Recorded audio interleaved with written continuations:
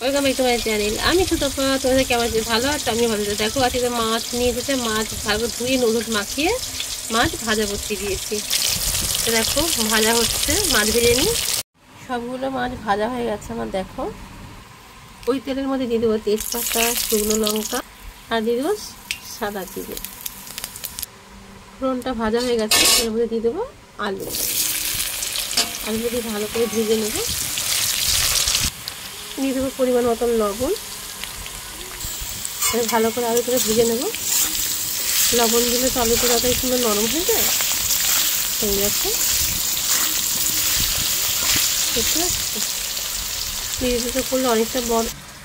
এবার আদা, লঙ্কা, শুকনো লঙ্কা গুঁড়ো আর হলুদ জিরে গুঁড়ো এর মধ্যে দিয়ে দেবো। দিয়ে দেবো একটু জল। ভালো করে আলুটা ফুটিয়ে নেব। এবারে দিয়ে দেবো এবার টমেটোটা আমি ঘষে নিয়েছি। এবার মশলার সাথে ভালো করে মিশিয়ে দেবো। দেখো আর সবগুলোর সাথে ভালো করে কষাবো যতক্ষণ না মশলা থেকে তেল ছেড়ে দেয়। এই দেখো, আর যে কোনো রান্না করতে একটু টাইম লাগে, তাই না বলো? তা আমি তো সবসময় আলু কেটে ধুয়ে মুছে রাখি বলে, তাই জন্য আমার একটু তাড়াতাড়ি হয়ে যায়। সব কিছু ধুয়ে মুছে ফ্রিজে রেখে দিই। আর দেখতে পাচ্ছ কালারটা কি সুন্দর হয়েছে। এর মধ্যে যদি 2-4টা চিনি দেওয়া যায় তাহলে তো আরও বেশি কালারটা আসে, তাই না বলো? তা আমি আর চিনি দেবো না, টমেটো দিয়ে দিয়েছি দুখানা। টমেটোগুলো খুব একটা বড় ছিল না, যার জন্য দুটো দিয়েছি। আর আলুটা তো ভালো করে ভেজে নিয়েছি। এবার মশলার সাথে কষাতে কষাতে আলুটাও অনেকটা সিদ্ধ হয়ে যাবে, তাই না বলো? দেখো কষাতে কষাতে তেল ছেড়ে গেছে। যদি পুরো ভিডিওটা তুলি অনেকটা বড় হয়ে যায়, তাই তোমাদের এখানে কেটে কেটে দেখাচ্ছি। দেখতে পাচ্ছ কালারটা খুব সুন্দর হয়েছে। অনেকেই এবারে সময় জল দিয়ে দেবো। অনেকেই দেখি মশলাটা কষায়, তারপরে আলুটা ভাজা থাকে না, কিন্তু পরে মানে মশলার সাথে আলুটা ভাজে কী করে, জিনিসটা কী করে আমি জানি না, দেখতে হবে একদিন। ওরকমভাবে কোনো করিনি, বুঝতে পারছো তো? দেখো জল দিয়েছি, আজকে ঠান্ডা জলে দিয়েছি এর জন্য। দেখো দেখো ঝোল ফুটে গেছে। এই সময় দিয়ে দেবো মাছগুলো, সব একে একে দিয়ে দেবো। দেখো বন্ধুরা সব মাছগুলো দিয়ে দিয়েছি। এবার সবগুলোকে ঝোলের মধ্যে ডুবিয়ে দেবো, যাতে সব মাছগুলোর মধ্যে তেল মাছটা ঢুকে যায়, তার জন্য। দেখো আমি যে সবসময় ঘরোয়া রান্না করি, তোমরা দেখতেই পাও। তাই আমার রান্না তোমাদের কেমন লাগে তোমরা অবশ্যই বলো। আর আমি যে কটা রান্না করি সত্যি কথা বলতে ঘরোয়া রান্না আমাদের বাড়িতে সবাই খুব ভালোবাসে। তো তোমাদের কেমন লাগে তোমরা সেটাই বলো। অনুষ্ঠান বাড়ির রান্না আমরা বলি ঠিকই, কিন্তু অনুষ্ঠান বাড়ির থেকে তুমি ঘরে দেখবে পরিপাটিভাবে রান্না করবে, দেখবে সে রান্নায় টেস্ট বেশি হয়, তাই না? তাই দেখো কালারটা দেখতে পাচ্ছ, খুব সুন্দর এসছে কালারটা। এই দেখো তরকারি থেকে আমি 2-4টে আলু তুলে নেব।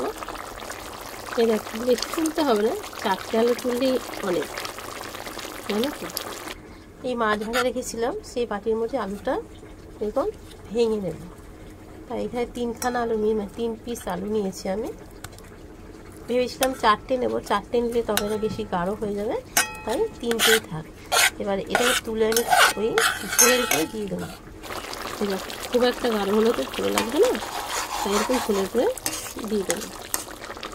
যেহেতু বড় মাছে দেখবে একটু গরম মশলা দিলে সেই মাছটা খেতে বেশি ভালো হয়, তাই তার জন্য আমি এলাচ থেকে কণিক এলাচটা দিয়ে দিলাম।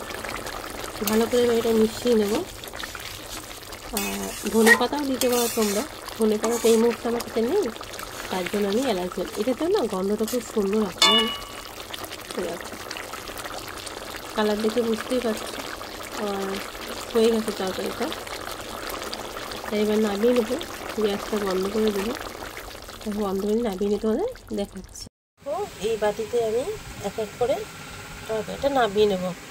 এই বাটিতেই মাছ ভাজা তুলেছিলাম, এই বাটিতেই তরকারি রাখছি। কেননা তাহলে কী হয় বলো তো, তোমার বাসন তো করলে নিজেকেই ধুতে হবে, তার জন্য এরকম করে করে আমি বুদ্ধি করে করে করি। জানো তো আমি রান্না করতে গেলে আমার বাসন খুবই কম হয়। আর তরকারি তো গরম, দেখতে পাচ্ছ তোমরা ধোয়া উঠছে। এই যে মাছের মাথা দেখতে পাচ্ছ, মাছের মাথা খেতে আমি আগাগোড়াই ভীষণ ভালোবাসি, তা যখন ছোট ছিলাম বাবা চুল তখন হালকা হালকা পেকেছিল, মানে সামনে থেকে। বাবু খেতে বসলেই বলতো তপু খেয়ে নে। তা আমি আমি তো জানি বাবার খাওয়া হয়ে গেলেই আমাকে চুল মাথায় পাকা চুল বাঁচতে হবে ধান দিয়ে দিয়ে, তখন বলতাম যে না তুমি খেয়ে নাও, আমি পরে খাবো, এরকম বলতাম। তা বাবু একদিন খাওয়া দাওয়ার পরে বলছে মানে জানে আমি মাছের মাথা খেতে আমি বেশি ভালোবাসি, আর বাবা জানে তো খুব ভালোবাসতো আমাকে, বাবাই বলো মাই বলো, খুব ভালোবাসতো। মানে কখনো যদি মা কিছু বলেছে বাবা বলছে যে তবু তেরি আয়, মানে বাবা আমাকে তবু বলে ডাকতো, আমার নাম তো সুতপা, ডাক নাম তপা, তা বাবু সেই নামে ডাকতো না, বাবু সবসময় তবু বলে ডাকতো।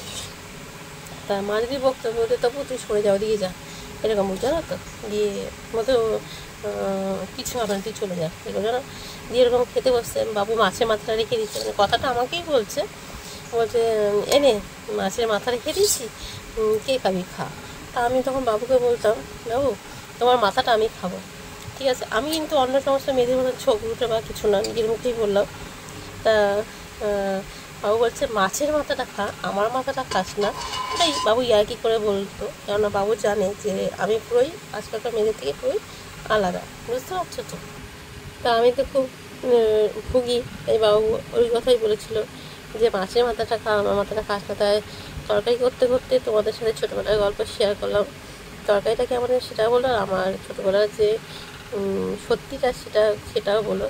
তাহলে নতুন যারা আছে তাদেরকে সাবস্ক্রাইব করো, নতুন বন্ধু পুরনো বন্ধু সবাই পাশে থেকো, সবাই সুস্থ থেকো, ভালো থেকো। দেখা হবে নতুন কোনো ভিডিওর সঙ্গে।